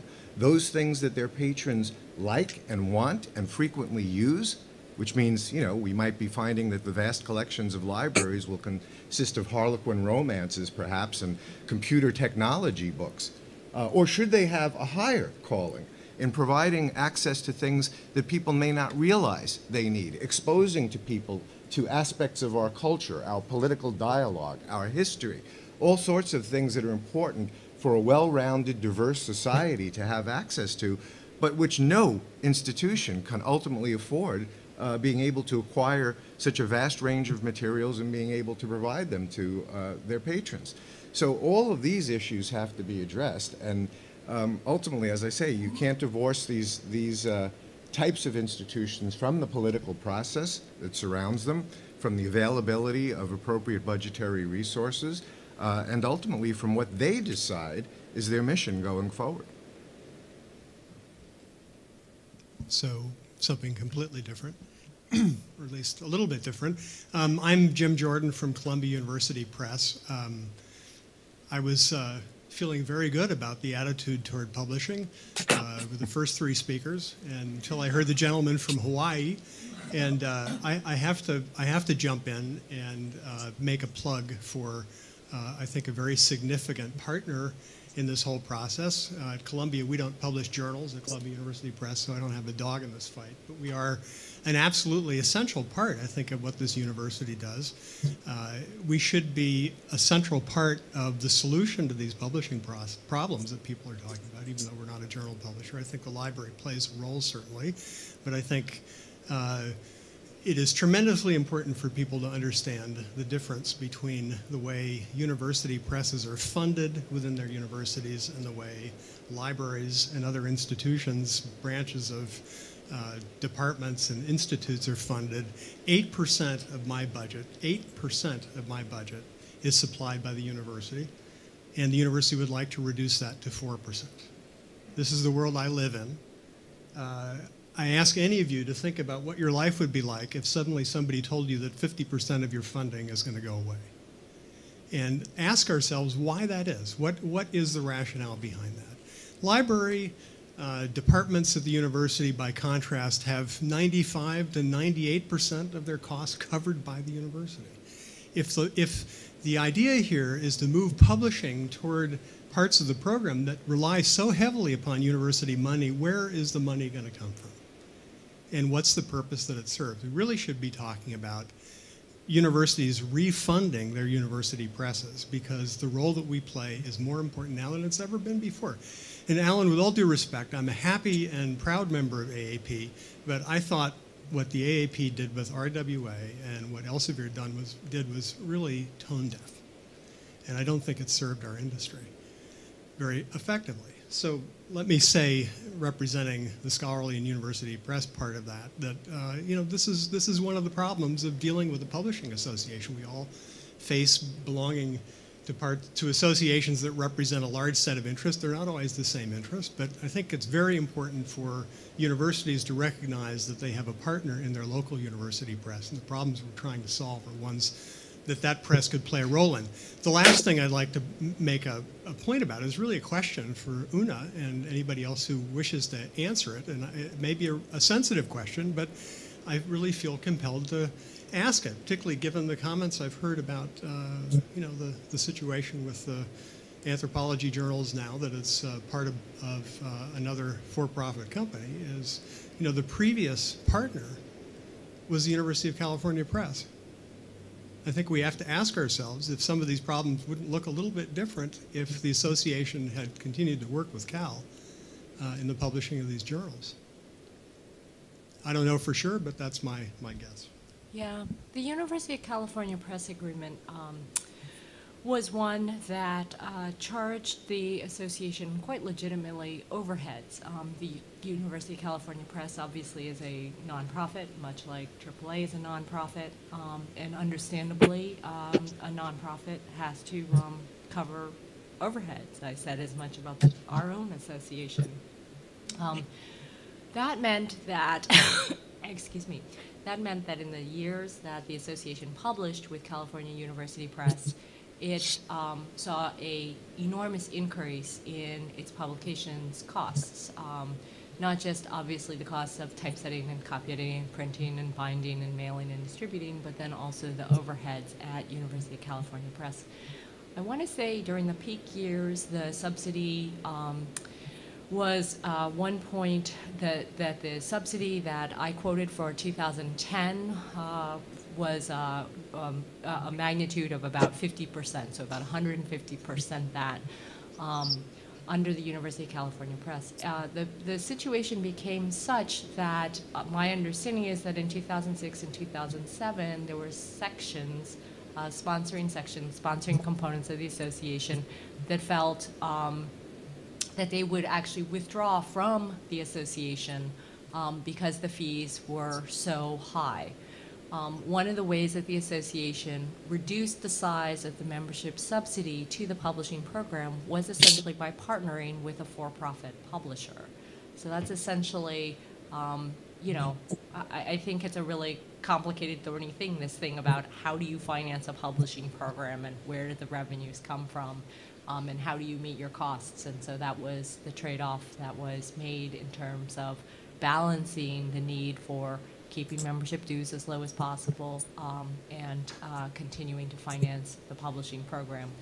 I'll make an additional observation here, which is that the AAA publishing program costs a lot, and I think because of the cost size, it doesn't have as many options available to it as a place that might have lower overhead costs, whether that cost comes from the management style that the association has opted for, which is one that's personnel heavy.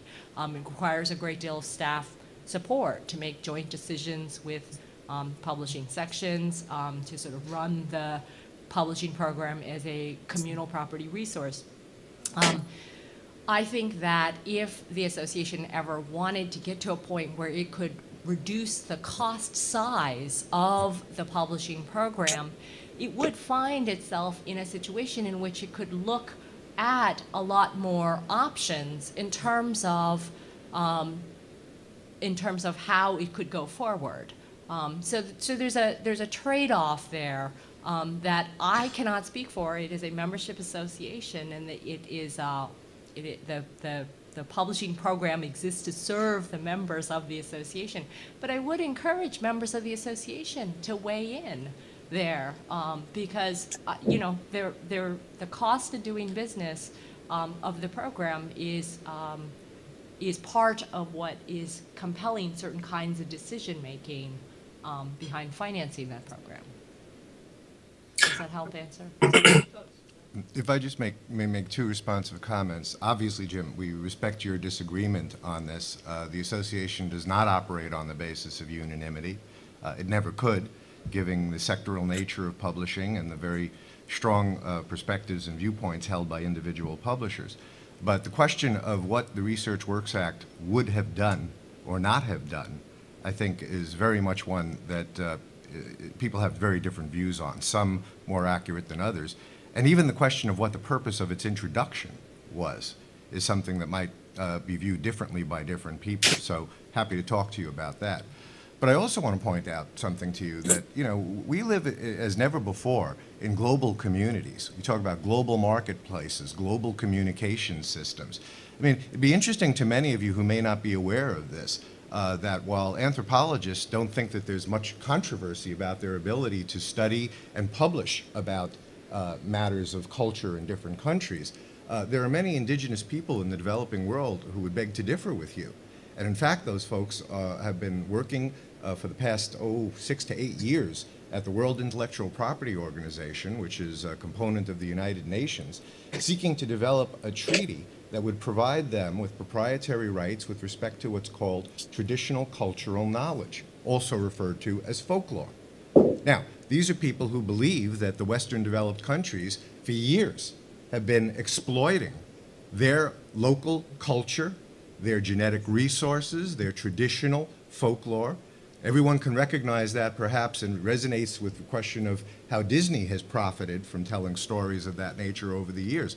But don't think for 1 minute that there aren't folks within that effort who also believe that your ability to publish about the activities of indigenous people and their local cultures, their medicines, their folk traditions, also would be viewed as exploitation on your part as well. Could I jump in there? Sure.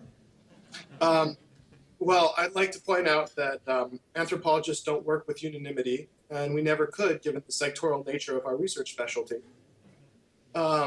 But it is absolutely true. There is a long tradition of critique, and when you talk about the preservation of cultural and intellectual property, there are many anthropologists who are involved with doing that. I would suggest you take a look at the work of Kim Christian, who's trying to develop a set of licenses similar to Creative Commons licenses for protecting intellectual indigenous property. So I think I would completely take that on board, and I'd point out that anthropologists have been part of the process of our own sort of self-immolation on that front. Yeah, that's absolutely true. It's a completely fair critique of our discipline. I also wanted to just respond quickly to Jim, who said that he wasn't happy with my points, but I hope you didn't think that I was suggesting that we should stop funding university presses. Thank you for clarifying that. How about more?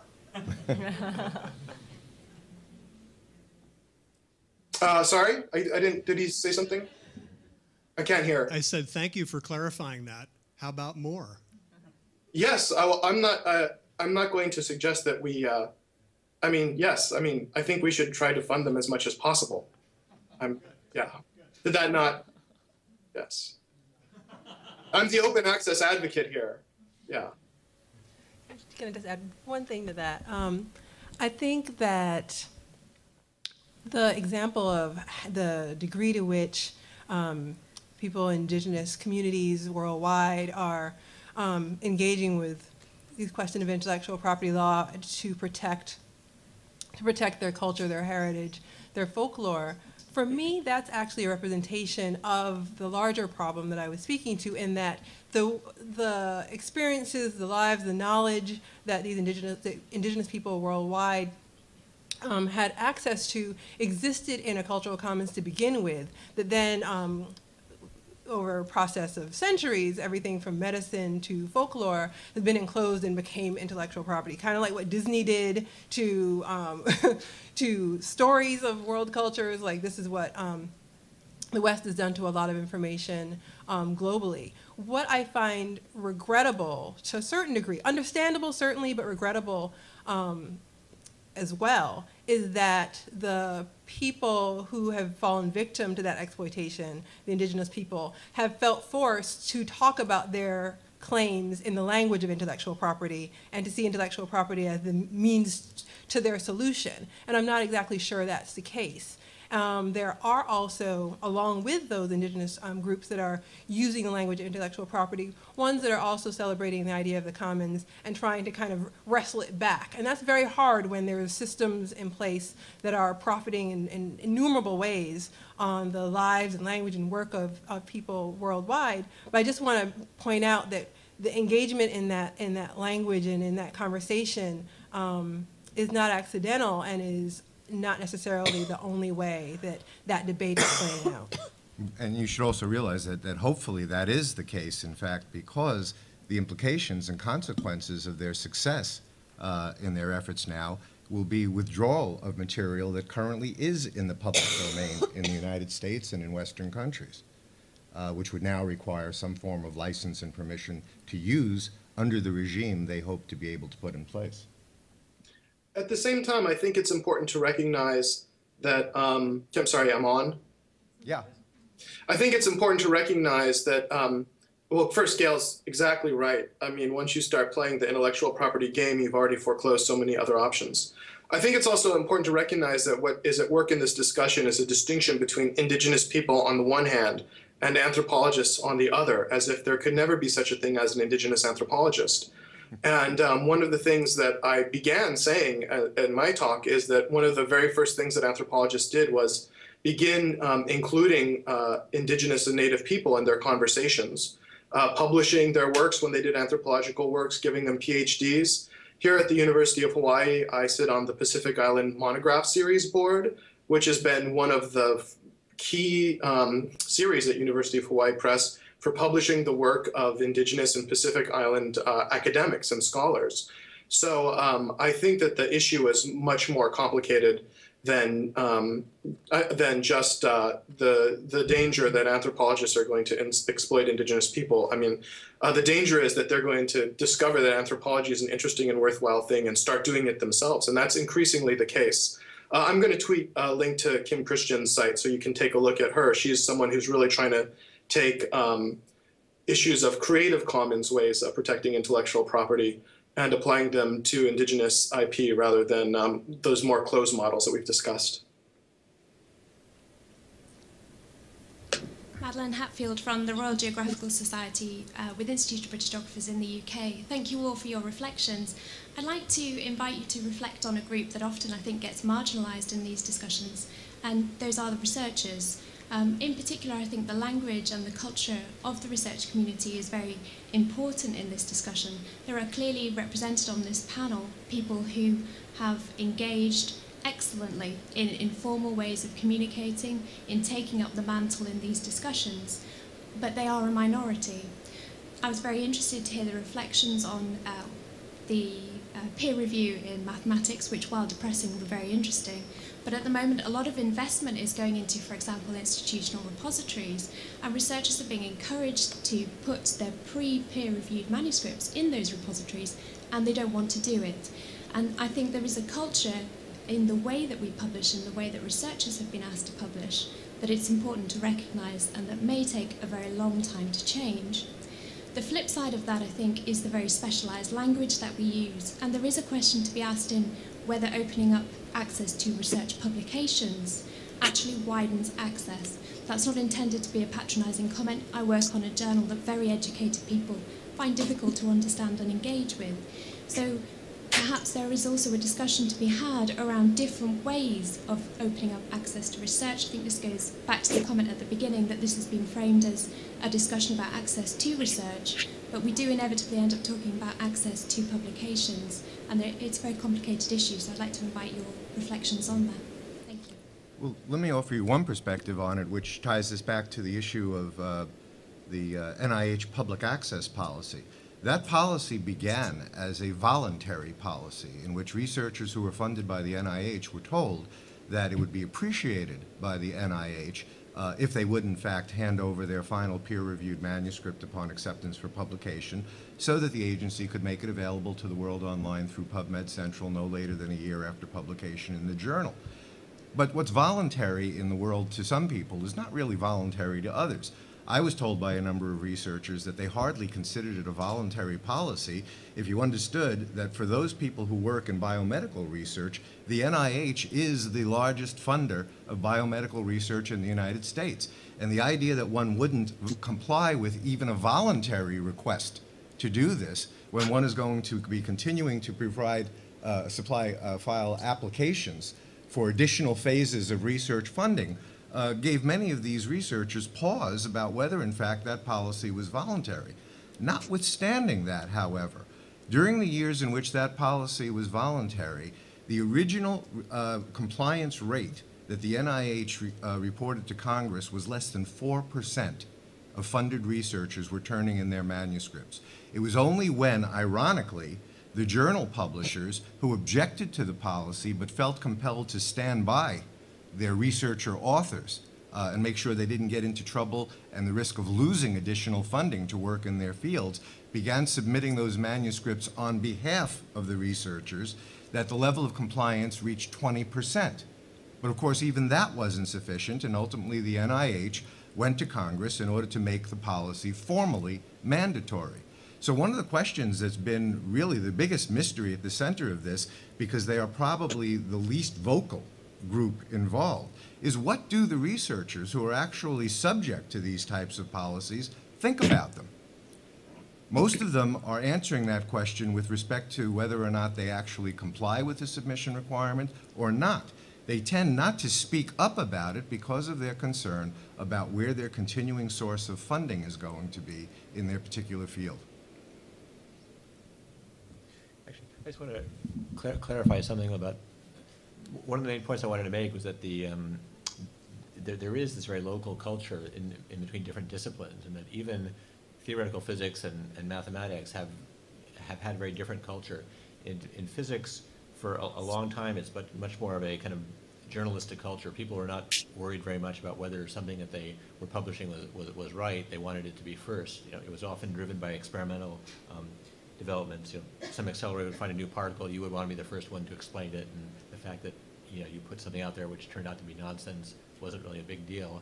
And so that's the subject which I think now everything is on the archive. It's technically a lot of it is being peer reviewed, but peer review has kind of largely broken down. in the mathematics is still in a very different situation. People care very, very much about whether whether what they're writing is precisely accurate and can be used, to build by someone else to build on. And so peer review is still a very, very important issue for mathematicians. It hasn't broken down. I mean, people feel it's it's under some stress. It's harder and harder to get people to good peer review done, but it's still a very, very serious thing in mathematics. And it's also one of the things that drives a lot of the mathematicians' resentment about the commercial publishers like Elsevier. There's a feeling that the one piece of value that's actually still in these journals and in this whole process is the peer review, and that we're the ones doing the hard work, we're doing it, and someone else is collecting a lot of money for our work. So that's what's driving a lot of mathematicians' feelings about the subject anyway. If I could just, oh, by the way, I'm Rob Hilliker. I'm the director of the digital repository here at Columbia. And we do archive scholarly blog posts. This is based on Allan's comments about, whether it's really voluntary. If your funding agency is saying that it's voluntary that you, submit your work to the NIH. And I think there's really a question there as well. I mean, a lot of researchers don't seem to understand around copyright transfer agreements, whether it's really voluntary or required to sign away their property rights to their work in order to have it published. And this is something that's, openly out there in conversation for us, but for a lot of researchers it's not really discussed because, as you say, their focus is really on, I want to do my work, I want to have it published, I want to have it read. And so the question is, what is the best way to bring about that result for them?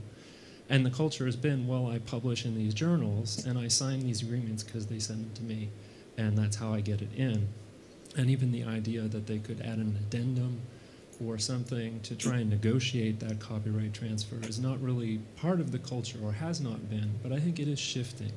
And I think, the tricky part of that is that the mandate in the NIH really had to happen in some sense in order to start to shift things, because once that content is openly accessible, then you see increased usage, increased citation, and all these things become measurable, and not just for the researchers, but the benefit to society at large. It was interesting to me because the Research Works Act, as I read it, was framed as, we need to protect jobs in publishing because the economy is in a bad place and we need to protect jobs. And things like the NIH, public access requirement are really, costing us jobs. And yet, if you look at countries, like the UK and Australia, where there's been a more aggressive move towards open access and open data mandates from the government, what you see actually a benefit to the national economy produced by increased technology transfer and phenomena like that.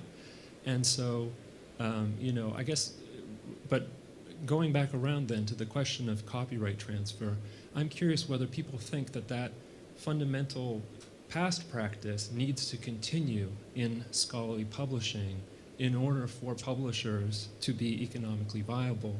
Or is this just a legacy that we can get away from and allow researchers to retain more of the rights to their work? And then a second related question is, if publishers continue to insist on copyright transfer, are academics, as they become more aware, do you think just going to abandon traditional publishing for the new models that pop up and flourish, that offer them a way to keep their rights and have open access?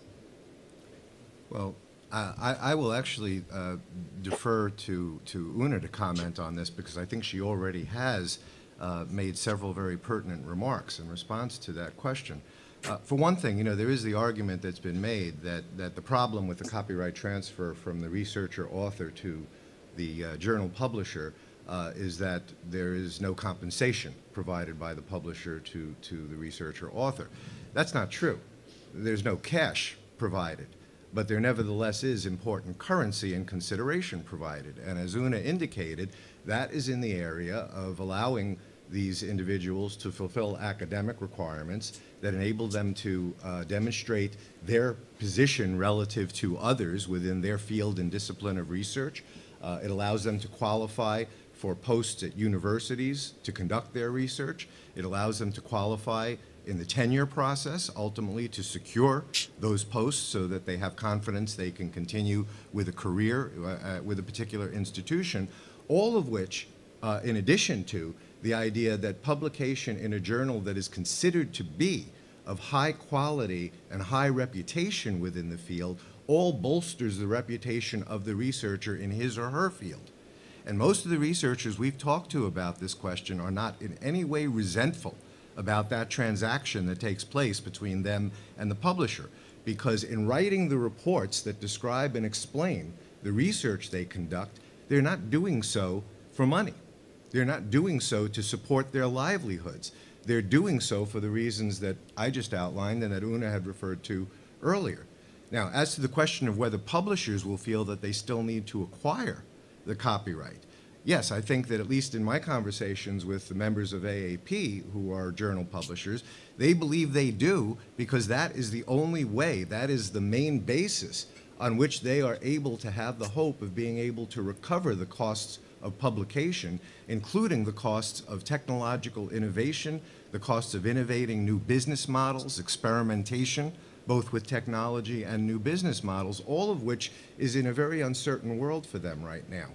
And if you don't have a copyright to be able to protect, if you don't have the copyright that allows you to develop some sort of revenue stream for others' exploitation or use of that particular work, on what basis are they supposed to be able to recover the costs of publication and hope to continue to invest in technological and business model innovation? It's me. Oh, I think I've lost my mic. Oona, did you also want to comment on this point? Because then I actually have to let everyone know we've run a little over time, and we're going to need to close our discussion. There's so many issues here we could go into in great detail. Some I'd like to comment on myself, but we have run a little over, and so I do need to close our discussion section.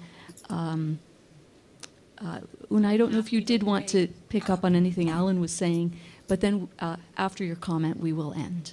I'm happy to weigh in with the sort of very quick, immediate answer, which is that as long as the association is seeking to gate content, which means that in this case that we're using subscription and access to content as a member benefit, thereby justifying the membership subsidy of the publishing program. And as long as we're selling library subscriptions, which I was explaining is how we currently recover part of the costs, the majority of the costs of the publishing program, I think we have to continue to use a copyright transfer agreement because that's really in lockstep with how you go about that process.